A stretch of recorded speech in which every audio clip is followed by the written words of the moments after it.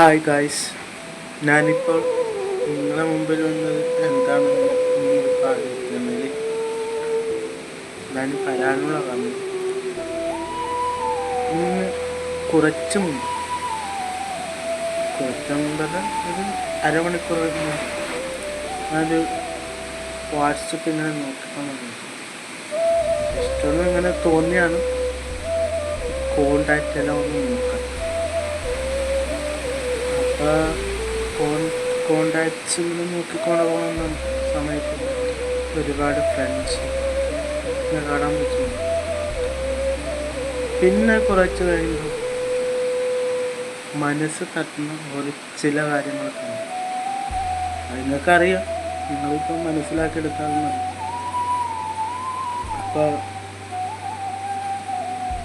അപ്പം എനിക്ക് തോന്നിയത് വീണ്ടും +2 പഠിക്കാമെന്ന്.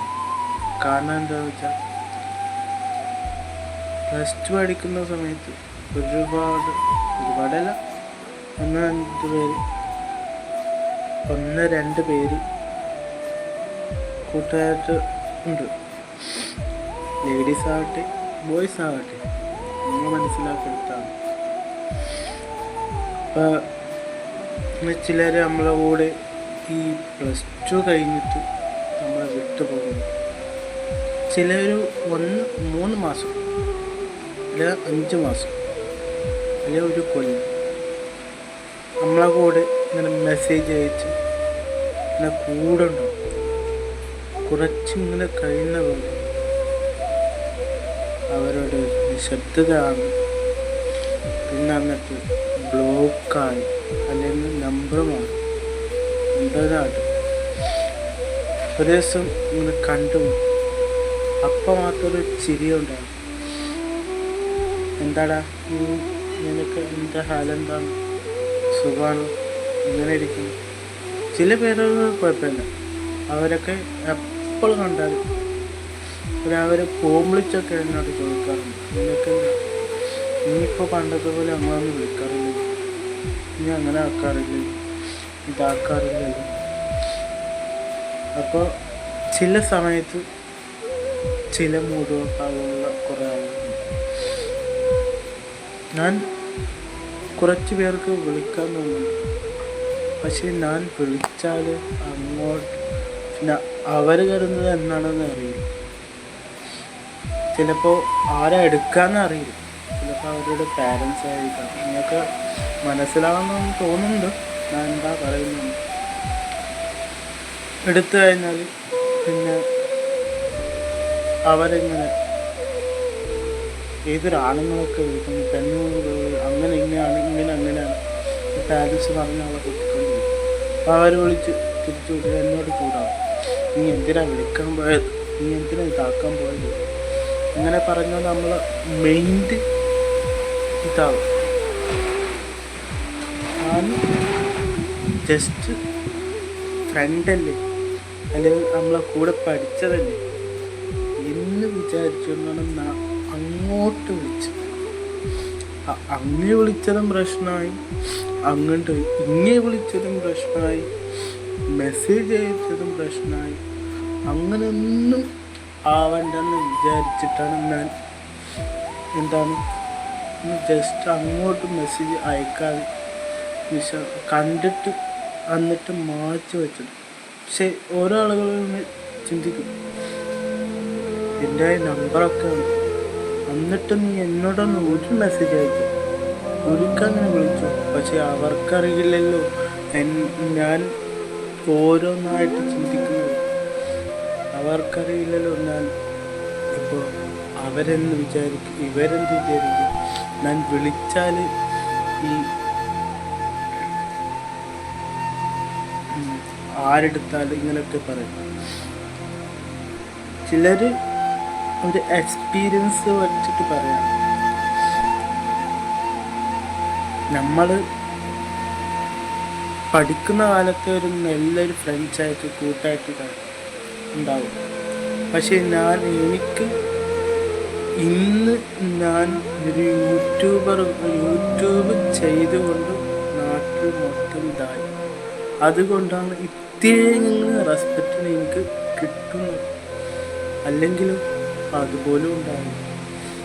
ഈ ഇങ്ങോട്ട് ഇങ്ങനെ തിരിഞ്ഞു ഞാൻ ഒരു 2-3 കല്യാണത്തൊരു കഥ പറയാം.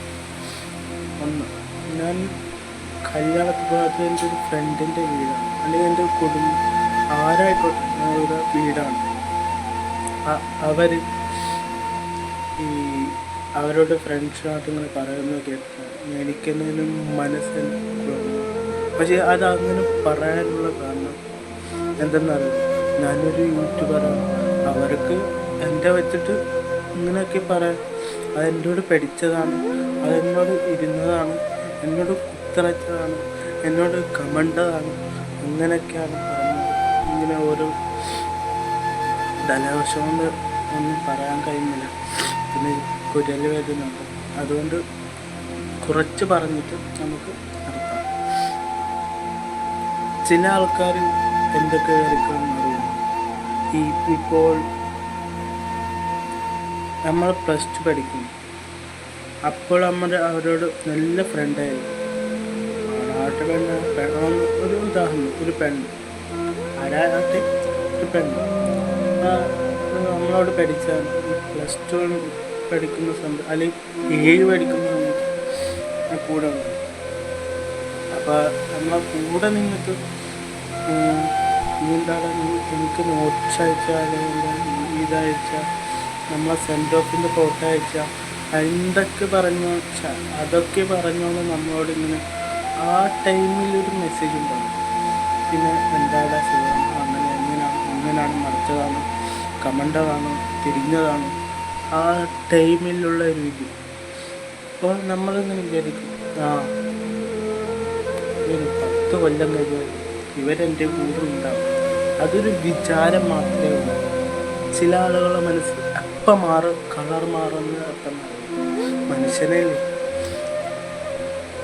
അപ്പോൾ ഏകദേശം നാം ഇപ്പോൾ വന്നത് ഒരു സങ്കടം തോന്നിപ്പോലൊന്ന് പറയാം.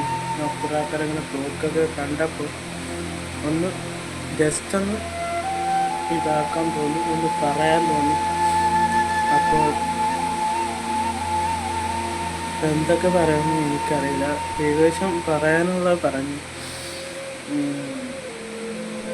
എൻ്റെ ജീവിതത്തിൽ യൂട്യൂബ് തുടങ്ങിയ എപ്പോഴാണെന്ന് വെച്ചാൽ 10ാം ക്ലാസ് പഠിക്കുന്ന സമയത്ത്. 10ാം ക്ലാസ് പഠിക്കുന്നത് അത്രയൊന്നും ഇതില്ല.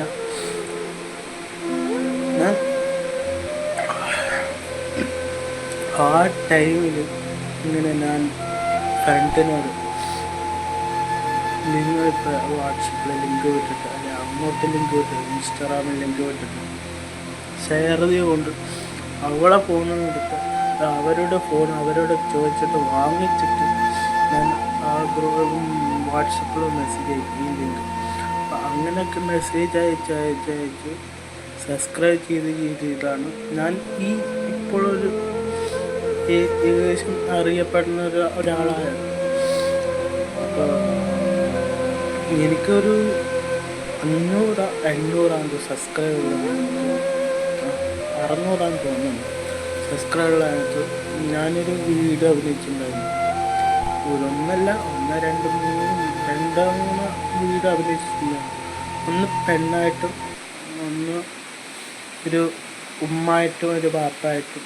അല്ല, ബാപ്പായിട്ടല്ല, ഒരു വീട്ടിൽ നമ്മൾ എണീച്ചാൽ എങ്ങനെ ഉണ്ടാവുമെന്ന് ഒന്ന് എക്സ്പ്ലെയിൻ ചെയ്യാൻ ചെയ്തിട്ടുണ്ടായിരുന്നു. എന്ന് വെച്ചാൽ ഇപ്പം നമ്മൾ ഒരു വീട്ടിൽ ഇപ്പം നമ്മൾ ഉറങ്ങിക്കഴിഞ്ഞാൽ എഴുന്നു കഴിഞ്ഞാൽ അങ്ങനെ പല്ലൊക്കെ തുളിച്ചിട്ട് ഉമ്മയൊക്കെ ഉണ്ടാകും. ഉമ്മ ഒരു ചായ, അങ്ങനെ ഓരോ വീഡിയോ ഒക്കെ ഒരു 1-2 അഭിനയിച്ചിട്ടുണ്ട്. പിന്നെ ഒരു ലവ് സ്റ്റോറി കുറച്ചൊരു അത് എനിക്ക് ഒരു അത്രയൊന്നും ഇതില്ലായിരുന്നു. ഒന്ന് ഒരു എന്താ പറയുക, ഒന്നും അറിയില്ല, ഏകദേശം പറയാം. ഒരു സൈഡ് പെണ്ണായിട്ടും ഒരു സൈഡ് ആണായിട്ടുമാണ് ഞാൻ ഈ വീഡിയോ എടുത്തിട്ടുള്ളത്. അതാണ് ഈ കവരത്തി എല്ലാവരും ഏകദേശം അറിഞ്ഞിട്ടുള്ളത്. പിന്നെ എൻ്റെ ഒരു വല വീശുന്നൊരു വീഡിയോ ഉണ്ടായിരുന്നു. അത് എനിക്ക് തോന്നുന്നു ഒരു ഒരു 3-4 കൊല്ലമായും തോന്നുന്നു. 3 അല്ല, സോറി, 2 കൊല്ലമായിട്ട് തോന്നുന്നു. ഈ വല വീശുന്നല്ലേ. പിന്നെ അത് കഴിഞ്ഞിട്ടൊരു വീഡിയോ ഉണ്ടായിരുന്നു. അത് ഞാൻ ഇട്ടപ്പോൾ തന്നെ അത് വാട്സപ്പിൽ തന്നെ ഇങ്ങനെ ഓടിക്കൊണ്ടുണ്ട്. എന്താണെന്നറിയോ, ഈ സാവിത്തിൻ്റെ കട എന്നൊരു പരിചയപ്പെടുത്തുന്നായിരുന്നു. ഒരു കട ആദ്യമായിട്ടൊരു കട പരിചയപ്പെടുത്തിയിട്ടുണ്ടായിരുന്നു. അപ്പോൾ സാവിത്തിൻ്റെ കടയെന്ന് വെച്ചു. അപ്പം ഞാൻ ഈ ചിന്തിക്കായ ഒരു വാക്കുകൾ പറയും. സാവിത്തിൻ്റെ പുറംഭാഗം, അകംഭാഗം, കടത്തി വിടുന്ന ഭാഗം, അങ്ങനെയൊക്കെ ഓരോ ഇതൊക്കെ പറഞ്ഞപ്പോൾ അത് ആളൊക്കെ തമാശയായിട്ട്, അത് എനിക്ക് തമാശയായിട്ട് അപ്പോൾ അതാണ് തോന്നിയില്ല. പക്ഷെ ഞാൻ കുറച്ച് കഴിഞ്ഞപ്പോൾ ഞാൻ ഒന്നുകൂടി കണ്ടുമല്ല അങ്ങനെ പറയേണ്ട കേട്ടപ്പോൾ എനിക്കെന്ന് ചിരി വന്നു. ഞാൻ ഇപ്പോൾ തോന്നിയത് എന്താണെന്ന് വെച്ചാൽ, ഞാൻ ആദ്യമായിട്ട് ആ വീഡിയോ എടുക്കുന്ന സമയത്ത് എനിക്ക് തോന്നാത്തത് 1 കൊല്ലം കഴിഞ്ഞിട്ട് നാക്ക് കണ്ടപ്പോൾ പിന്നെ പറഞ്ഞപ്പോൾ ചിരി വിടുന്നെങ്കിൽ അത്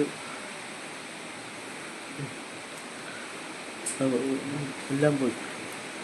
വേറെന്തോ ആലോചിച്ചിട്ട് അല്ല, ഇപ്പോൾ പറഞ്ഞുകൊണ്ട് കണ്ടിന്യൂനും പോയി.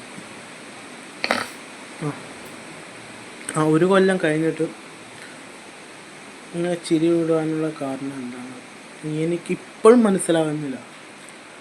അപ്പോൾ പിന്നൊരു വീഡിയോ ഉണ്ടായിരുന്നു. അത് ഓരോ ഗ്രൂപ്പിൽ സ്റ്റിക്കറായിട്ടൊക്കെ വന്നിട്ടുണ്ട് ആ വീഡിയോ. ഈ വെല്ലം കുത്തിപ്പൊട്ടിക്കൂ ഇങ്ങനൊരു വീഡിയോ ഇട്ടുണ്ടായിരുന്നു. അത് എനിക്ക് തോന്നുന്നു അത് സംഭവം പറഞ്ഞാൽ കുത്തിപ്പൊട്ടിക്കുക എന്ന് തോന്നിയത്. അത് സംഭവം പറഞ്ഞാൽ കുത്തി പൊട്ടിച്ചതല്ല, ഞാനിങ്ങനെ ഒരു കൊല്ല ഭാഗത്താണ് ഞാൻ ഈ ഫോൺ വച്ചിട്ടുണ്ടായിരുന്നു. അപ്പോൾ ആ കൊല്ല ഭാഗത്ത് വെച്ചപ്പോൾ ഈ ഫോൺ വീഴാൻ പോയി. അപ്പോൾ ഞാൻ ഫോണാ പിടിക്കാൻ നോക്കി. ഞാൻ ഇങ്ങനെ കുത്തിപ്പൊട്ടിക്കുക, ഇങ്ങനെയാണ് ആക്ഷൻ കാണിക്കാൻ പോയത്.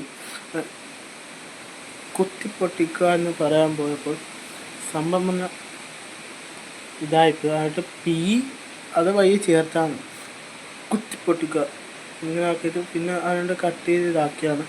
അപ്പോൾ ആ സംഭവം ഇങ്ങനെ അതും പോകുമ്പോൾ ഫോൺ ഇങ്ങനെ ഒന്ന് പോയി. അപ്പോൾ എന്നോട് ഇത്രയും സഹകരിച്ചു നിന്നുകൊണ്ട് എല്ലാവർക്കും അസ്സലാമു. എൻ്റെ വീഡിയോ കാണുന്ന എല്ലാവരും ലൈക്ക് അടിക്കുക, ഷെയർ ചെയ്യുക, എല്ലാ നിമിഷം എന്താണ് കുത്തിപ്പൊടിക്കുക. അപ്പം നമുക്ക് ബായ്.